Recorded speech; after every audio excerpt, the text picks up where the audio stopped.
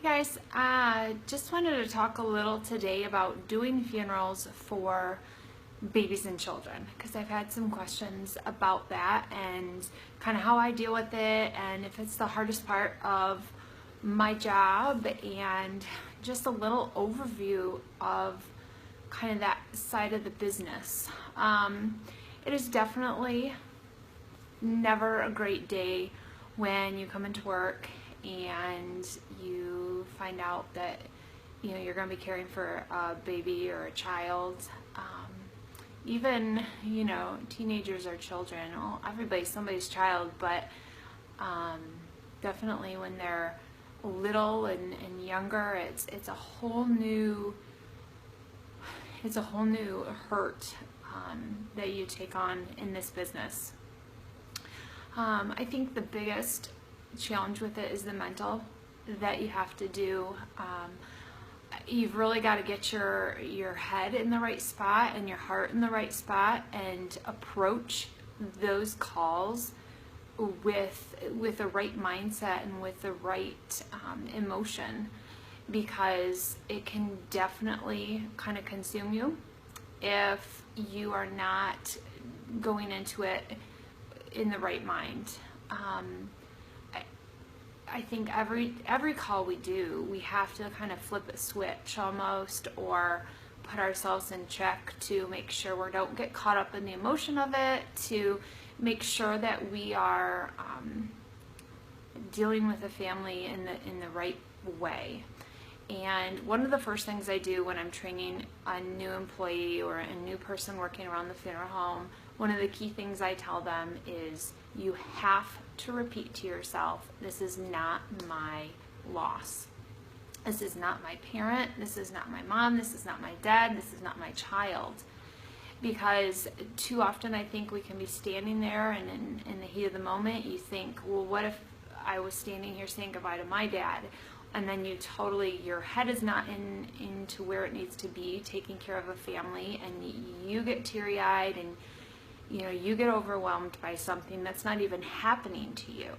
And I think it's even greater when you're taking care of a child, if you are a parent or you have nieces, nephews, and kids that you love around you, that you think, oh my gosh, what if I lost my kid? What if I think that thought can more easily come into your mind when you're caring for somebody. And so I always tell new people, repeat that to yourself if you have to. This is not my kid. This is not my kid. This is not my kid. This is not my dad. This is not my dad. It snaps me out of it. And I've been told that it does help, because if we are getting consumed by emotion that is not our emotion of a loss, then we are not caring for somebody the way they need to be cared for. And so we are not doing our jobs. So we have to stay in the right mindset. We have to be the professionals. We have to be the caregivers, because it's what our job is. And if we're not doing it, who is going to be doing that role? So that is kind of the main thing to remember, taking care of a child and taking care of babies. People always, I think when you lose, especially a child, is why? And I don't think we ever get those questions answered. We never get to know why. We never get to know what this is about. But I think for me, and I've had people tell me they hate me for saying this and that I'm horrible for saying this, but what I have done to personally, I think, find peace with dealing with loss of children and babies is knowing that they're probably better off. That I've cared for a lot of babies and a lot of children, and a lot of them were in bad situations, where there was not the best family situation. And so I can see where they were probably better off, or I have to believe that a child is being saved from a worse fate down the road, a worse death, a worse life, something that was going to be coming that was maybe worse for them in the future.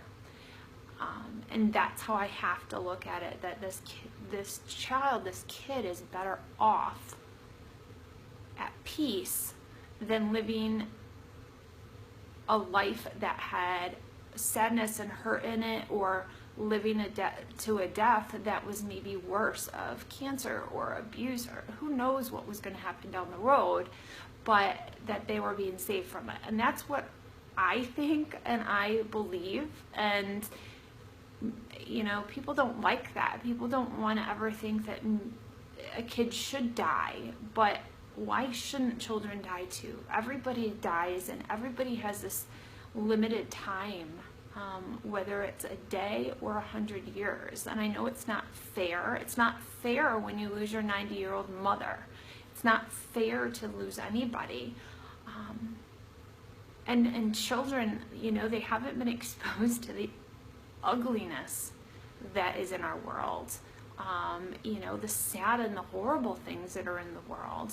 And so they die with this pure heart and this pure kind of outlook on the world, that everything is rainbows, and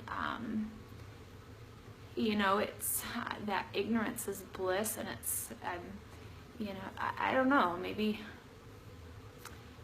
that's a better way than to have to live through seeing some of the things we see and some of the things humanity does. So I put a lot of that into my mind, and I put a lot of those thoughts and those feelings and that mindset at work when I'm caring for a baby and a family, and you know, that comes in.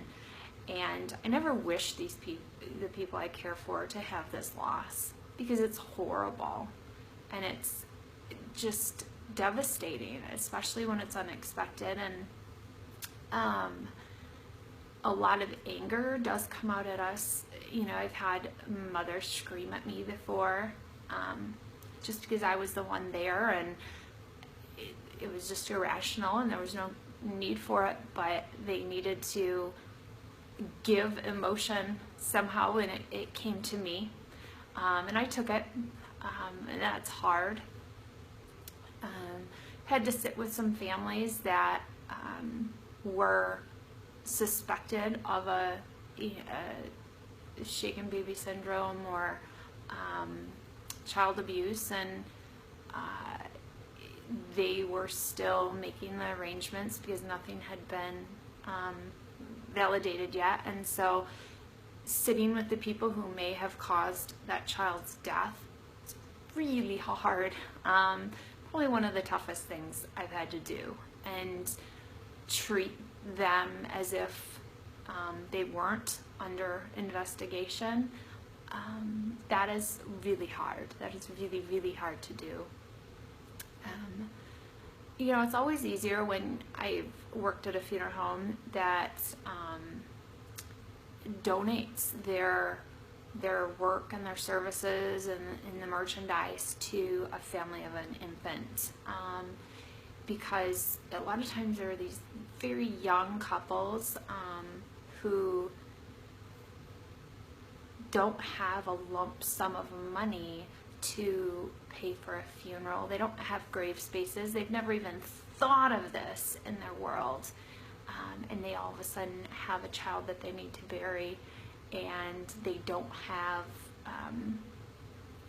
the mindset, resources, anything at that moment to take care of the child. So it's nice if a funeral home donates all of that, then I don't have to have that conversation at all, and money is not even a factor and a concern at that moment. So, and I understand every funeral home can't do that, but it is nice to, when you're working for somebody that offers that, because it takes the load off you as a funeral director and arranger to be able to give.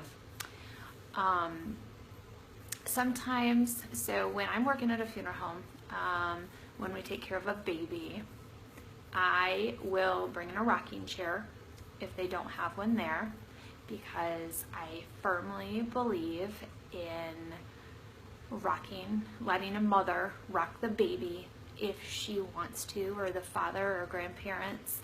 I encourage holding the baby.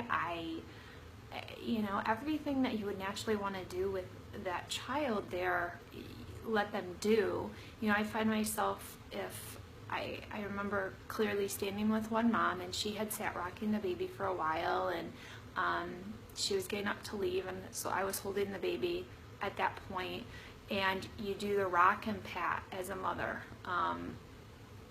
You just do it instinctually. If there's a baby in your arms, you kind of sway back and forth and pat the baby's back, and me and the mom we chuckled and we cried, and we chuckled and we cried together, because we both recognized what we were doing, and we thought we were crazy, but it's just instinctual to want to hold the baby if the baby's there.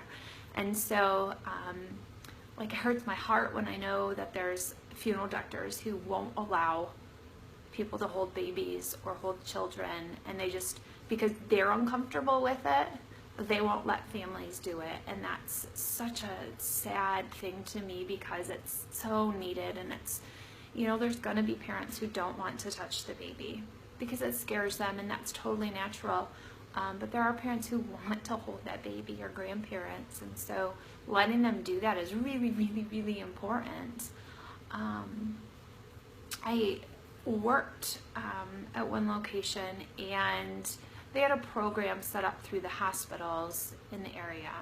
So if you have a fetal demise, which means the baby never lived outside the womb, it's called a fetal death, and or a stillborn baby. And up to a certain point, and it's more common up to a certain point, that hospitals ask you if you want them to dispose of the baby or if you want to use a funeral home. So a lot of times babies are put into medical waste at the hospitals and discarded, especially if it's early in a pregnancy, and the baby hasn't developed very much, or it's developed incorrectly. They're just discarded if the family so wishes. So one of the funeral homes I had worked at set up this awesome program with the hospitals that they offered a free burial at this grave space for those such babies, that they were buried right into the ground, because if there's no birth, there's no death certificate, so they don't have to be buried in the conventional way in a casket or anything. So set up where these babies were buried directly into the ground, no clothing, no marking, nothing on them, and they generated back into the earth so quickly we could use that same grave space and just rotate around it. So I buried many fetuses out on that space for families, and a lot of these families were young moms that were, you know, teenage moms. They were very low-income families. A lot of times the dads weren't involved anymore, or the boyfriends, or, you know, the fathers, I guess I should say, and got a huge perspective, I think, and that's where I think I got a lot of these babies are better off, is because these parents couldn't care for that child. They didn't have the means, they didn't have the family, they didn't have anything to care for this child once it was here. And I saw a lot of that because the cremation, if they did want a baby cremated, it was like $50 or $25. It was just a small fee, but most of them couldn't even afford that. And if they couldn't afford $50 to cremate their baby, all I could think was, what are you going to do when this baby's here? And it goes through 20 diapers a day, and you need formula, or you need, you know, clothing or anything for this child, and you can't afford $50. So that to me was such a eye-opening when it came to caring for babies, because there's so many people who can't afford to care for the kids that they're having. And so what would that kid's life have been like if it had survived and if it had grown and there were no means to care for it? So I have to ask myself those questions, and I have to wonder, you know, if they are better off. So that definitely gave me a unique perspective on babies and caring for kids, and seeing these fetuses at all these stages of gestation and what a baby actually looks like, you know, in your belly. I did care for, which was really hard, when I was pregnant, working at the funeral home, I cared for a fetus that was the same gestation as the baby I was carrying. I thought it would be harder than it was, but it was really, it was very surreal, I guess is the only word, that I'm looking at a baby who has died that was however many weeks gestation. I want to say it was around 21 weeks gestation, and I had a 21-week gestation baby inside of me. You know, it was just really, I don't even know words to describe. Like, that's just such an odd situation, like, to be in. Overall, I think a lot of the baby calls have been handed to me when I'm at a funeral home, because I'm the girl, and, you know, women are motherly, and just, it's, I don't know if it makes men uncomfortable, a lot of males uncomfortable at the funeral home, and so it just got passed to me. But I've done and dealt with a lot of families, a lot of baby deaths, a lot of children deaths, and I feel like I'm really comfortable with them. It's not that it's easy, it never gets easy, but I'm comfortable, and I feel like I do a good job at it, and I feel like I connect with the families, and so I do tend to gravitate towards those calls and take them over wholeheartedly when they come in, just because I have such a comfort level with them. Yeah, so if you have any questions about this, let me know.